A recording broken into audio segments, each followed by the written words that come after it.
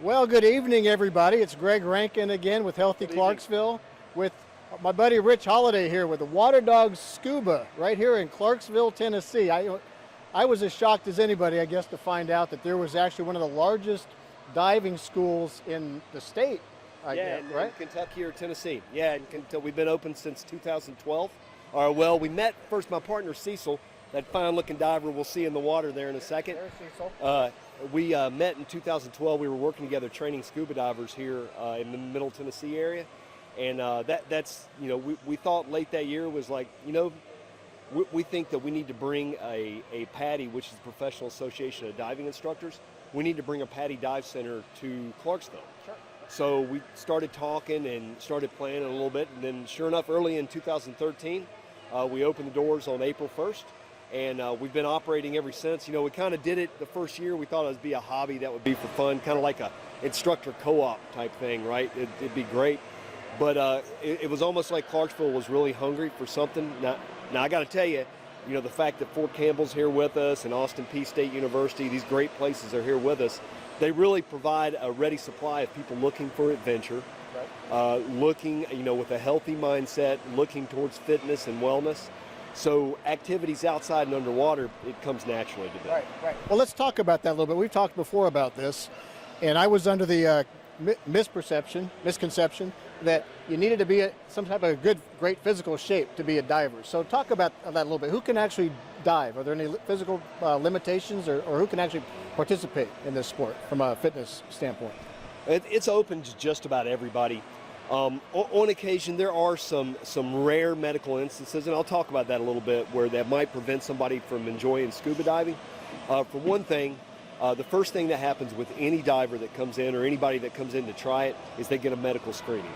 So it's a self-medical screening. They answer a multi-question questionnaire. That you provide this? Absolutely, okay. Yeah. It's a standardized form across the world. Everybody uses.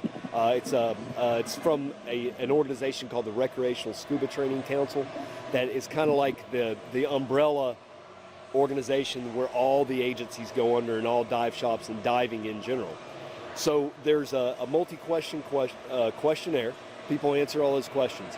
If it's all no's on that questionnaire, then we can proceed to the next step of getting in the water. If there's yeses, it doesn't stop the train. All that means is they have to see a medical professional and make sure that there's no conditions or other type of injuries or illnesses that might prevent healthy scuba diving. Sure. Now, some of those that might be, in very rare instances, respiratory problems are kind of hard to get beyond. But somebody that suffered maybe childhood asthma or something like that doesn't mean they can't dive if it's under control.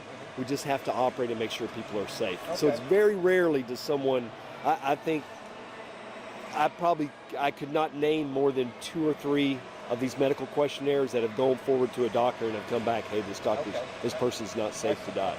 And when we chatted before about this, you mentioned that water sports, diving in particular, is something that people that maybe be heavy, it's actually easier for them to be in diving than it is maybe to do exercise on land, terra firma. Yeah, absolutely. People talk about, they wear this equipment to scuba dive, for example. Well, underwater, everything's weightless. So if anything, you're taking all that pressure of gravity bearing down on your joints, bearing down on your back, bearing down on your neck, and you're releasing that in the freedom underwater. People talk about, well, don't you feel confined in? No. It's wide open. So you can move not only forward, backwards, side to side, but you move up, down. It's a wide open environment with very little pressure on the body. Excellent. That raises another thing too about I've read about the stress relief and the mental discomfort that you get just being in the water and diving. So from a stress relief and pressures of the day-to-day, probably very beneficial from that standpoint as well, I would imagine. It sure is. Cecil and I are both from military backgrounds. We're both military retirees. I'm retired here from Fort Campbell.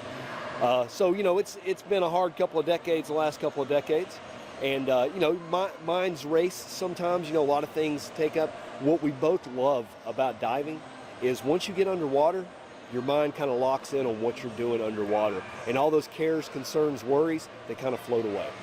So it's a great feeling, after a great day of diving where you've seen really great stuff. When you come out of the water, you feel relaxed. You know, you feel it's not stressful underneath there. You know, there's some excitement when you first start, and it never really loses that excitement, but anxiety kind of goes away as you get used to the underwater world. Right. Now, what do you find keeps people from trying diving in the first place, other than not knowing where to go and get started? But what are some of the reasons that would keep people from maybe giving it a shot? I mean, imagine some people think it's a very expensive hobby. You got to buy a lot of equipment, right? Talk about that a little bit. How expensive is it really to get into diving as a hobby? Well, that's great. I mean, you can introduce yourself to scuba diving for as little as $30. You know, we had some free introductory classes at Riverfest, and then we did some things up in Kentucky earlier this year where, you know, you can find that people just get that feeling for breathing underwater. Now, as with any sport, you know, with any hobby, pastime, there are expenses the more you get into something. But I will say this, comparing this to other like hobbies, not that I have anything against hunting, or not that I have anything against cars, anything like that. These are things I both enjoy. But I'm telling you, if I'm comparing those three things, definitely scuba diving is one of the cheaper things, mainly because you don't have to outlay a whole lot of money right out front. You can start with the most basic equipment and then gradually build on your scuba kit so that you get exactly what you want to do anything underwater you want to do. Sure. Okay. So one of the things I thought about when I heard diving in Clarksville, where do you dive? I mean, we're in Tennessee, right? Yeah, where are we going to go that's close by, that, you know, like, where do you take folks diving locally here? Okay, there's several places within, you know, an hour to 2 hours of here. The one that we most frequently go to is right in the center of Hopkinsville, Kentucky, just right over the border. There's a great place there called Pennyroyal Scuba Center. It has been developed. They are primarily a dive site for people to go and dive at, and their water clarity is incredible.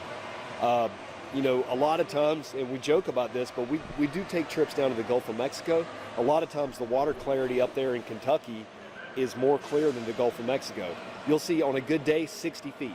On a bad day, at least 10 or 15 feet, which is more than enough to train a group of divers for an instructor, you know, from an instructor standpoint. There's another place up in just the south end of Illinois called Mermitt Springs near Metropolis, Illinois.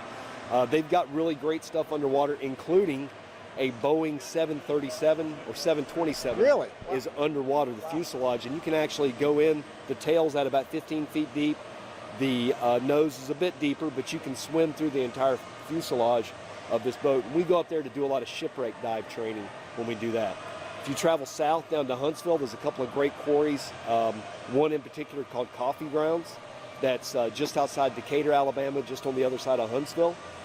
Again, you know, great clarity, and they have like freshwater jellyfish. They don't sting, but they're just really great things. Really, I'd never heard of freshwater jellyfish before. And these are just in a couple of hours from here, and people don't really realize that.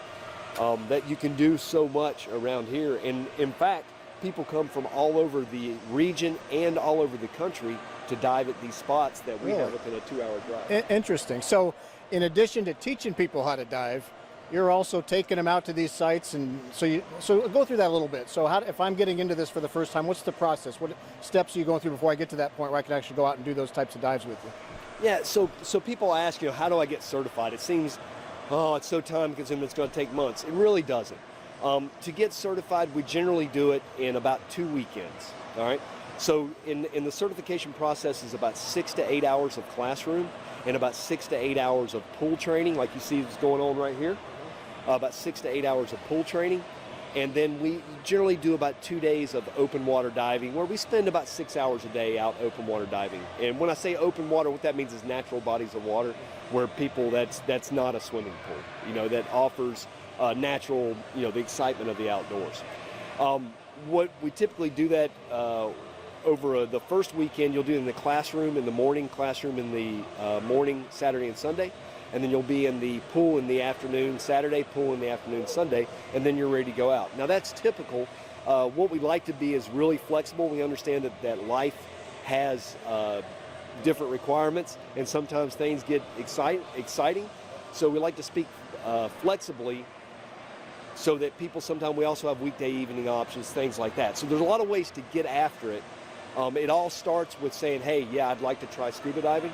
And then, you know, there's a water comfort assessment, make sure you're comfortable in the water, and then away you go. Excellent. So yeah, all starts with a decision to get started, right? It's all about that. I'm gonna get going. So let's walk down here for a minute. And you mentioned the folks in the water back over here. So Right. what's happening back here? So like I mentioned with the open water certification course, open water certification, all that means is that you are certified after completion, that you're able to go out to any body of open water, and within certain restrictions, you and a dive buddy, another certified person, can go out and go diving. What they're doing here is actually this group is finishing up this evening their open water training so that they are ready to go out and do their checkout dives next week at our local quarry up in Hopkinville that I told you about. Excellent. Now this looks like a fairly young group of guys here. You mentioned, is this the SEAL group that you were talking about? No, this is not. These are open water. Open water. What we have right over there, we do have the SEAL team that's putting their stuff together. They're going to go in and what SEAL teams are. We'll get a shot. Let's take a look at what they're doing over here then with the SEAL team. So the SEAL team. Look at these SEAL team here. So what that's for people generally young men and young ladies, generally 8 to 12 years old, where they are not quite going through certification yet, but they're getting a great introduction to it, and they don't know it, but they're learning how to scuba dive, and they're getting the healthy benefits of that. But we're tricking them by they're having a whole lot of fun doing it, so they don't realize they're learning the skills. Well, yeah, we can't have that. We can't. Yeah, that's right. Make them feel like they're learning something. That's excellent. That's really cool. So tonight, what they're going to do and what they've already practiced doing is y'all are going to build a shipwreck. Am I right? Yeah, you're looking forward to that, right? Yeah.